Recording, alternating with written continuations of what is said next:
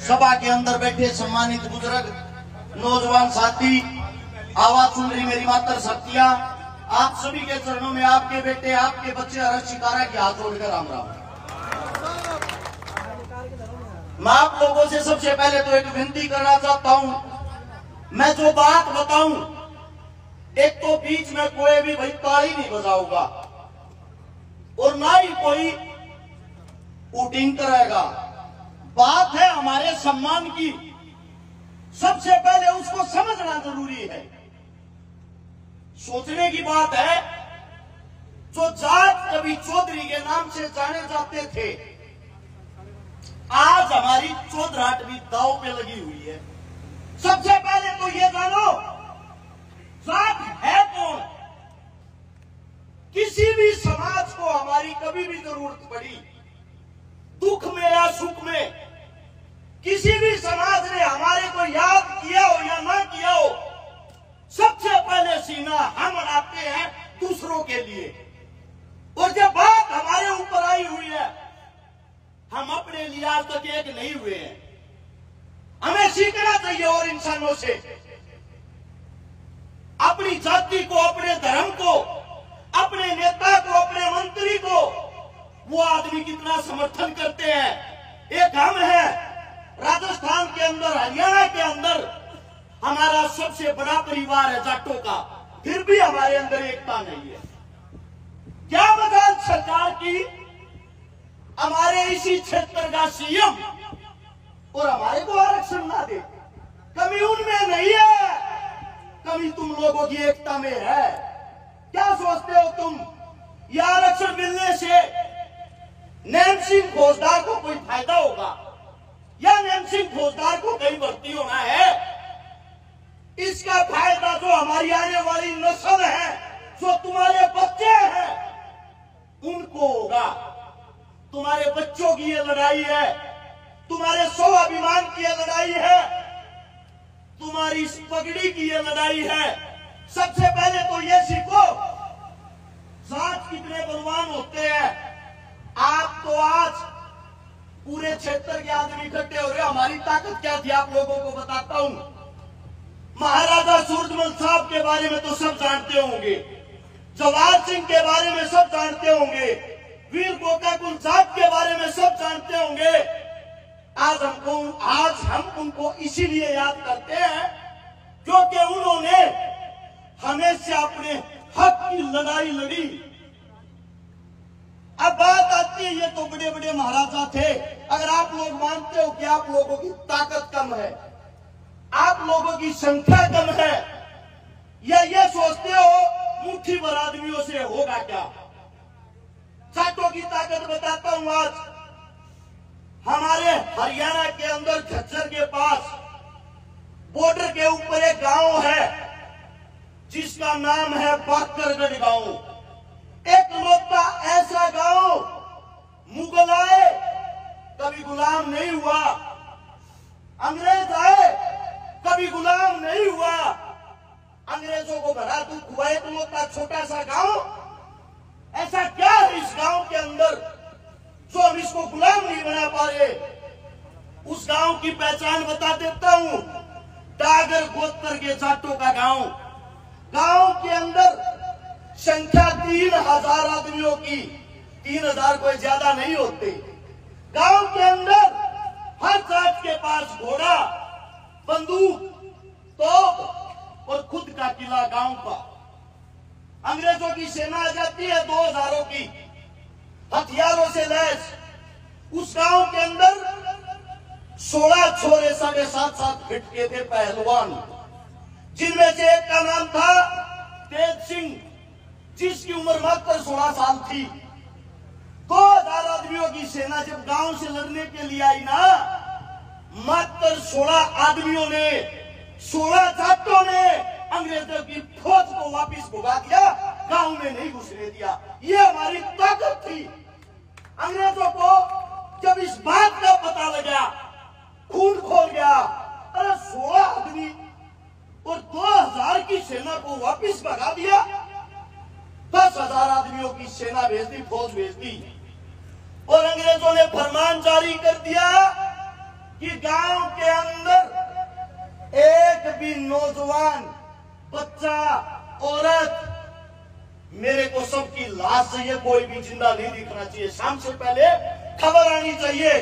जब 10,000 आदमियों की फौज आती है, वे 3,000 जाट उस फौज के सामने लड़ते हैं। सारी की सारी फौज को मार गिराया और उसके अंदर 400 जाट भी शहीद हो गए, मात्र 400 जाट। लेकिन 10,000 की सेना को 3,000 आदमी कच्चा छुपा गए।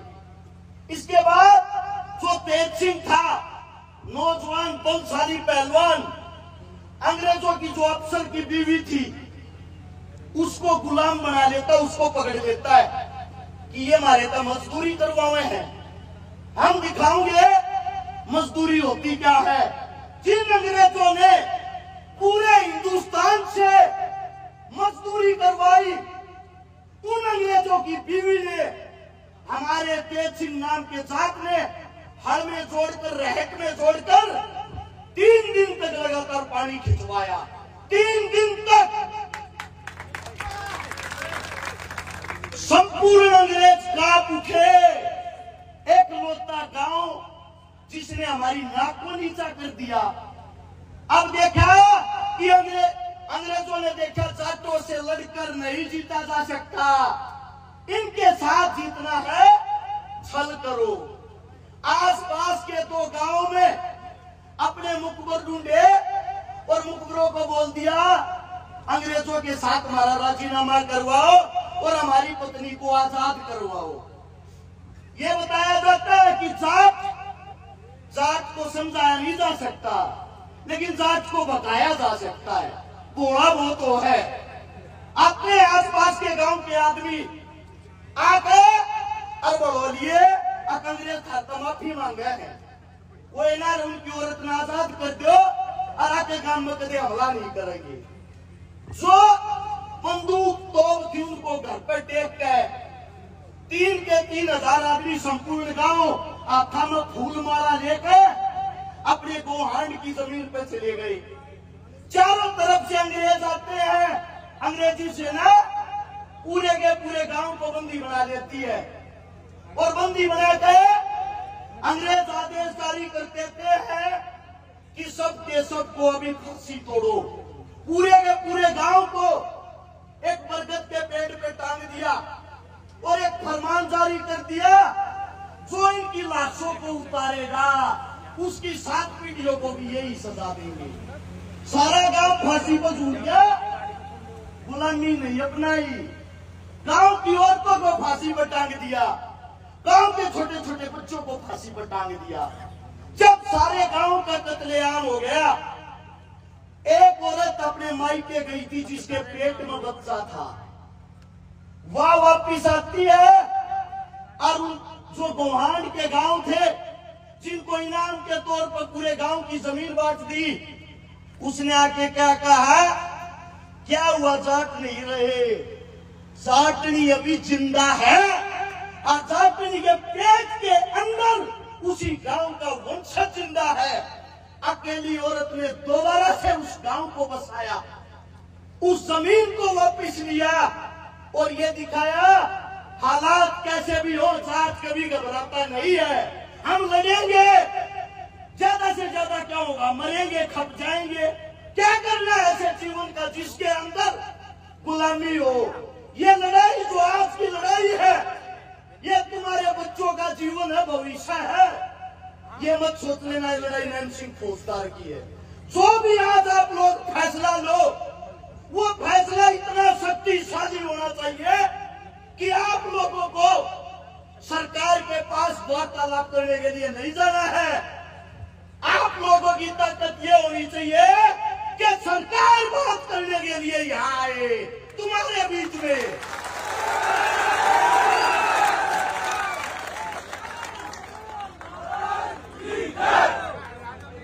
दूसरी बात, जो भी फैसला लोगे, आप लोगों की पंचायत जो भी फैसला लेगी, चाहे हमारे बुजुर्गों के पसीने की एक बूंद गिरेगी, तुम्हारा ये बेटा हर्ष शिकारा दावे के साथ कहता हूं अपने शरीर के खून की आखिरी बूंद तक दबा देंगे।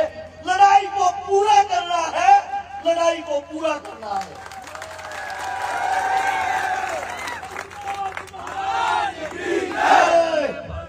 सबसे बड़ी चीज, फैसला जो भी लो, हर रोज आदमी इकट्ठे नहीं हो सकते।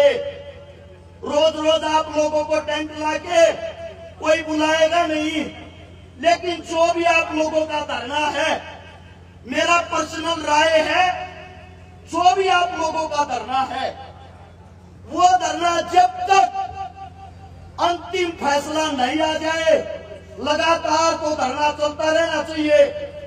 एक एक गांव की ड्यूटी लगा दी जाए, हर गांव के अंदर से डेली 20, 30 या 40 आदमी धरने पर आकर अपनी जिम्मेदारी निभाए। इससे आदमी परेशान भी नहीं होगा, आंदोलन कमजोर भी नहीं होगा। और लास्ट बात यह है, नुका अगर उल्टे हटियों में जात खून का आग्रह, जात के खून में उल्टा हटना नहीं है, जात के खून में वीर गति को प्राप्त हो जाना है। तो फैसला जो भी लो, अंतिम लेना, मजबूत लेना। आप लोगों के साथ कंधे से कंधा मिलाकर आप लोगों से आगे मिलेंगे आपके फैसले में। मेरे मुख से कोई गलत बात, गलत शब्द निकल गया हो, आपका बेटा हूं, आपका बच्चा हूं, हाथ जोड़कर क्षमा प्रार्थी। और आप लोगों ने जो प्यार दिया, जो मान सम्मान दिया, उसके लिए दिल की गहराइयों से आप सभी का धन्यवाद। आप लोगों ने इतने प्यार से जो बात सुनी, सदैव मैं आप लोगों का ऋणी रहूंगा। आप लोगों का ये प्यार प्रेम सदैव मेरी आंखों पर रहेगा। आप सभी को रक्षितारा की तरफ से हाथ जोड़ के राम राम।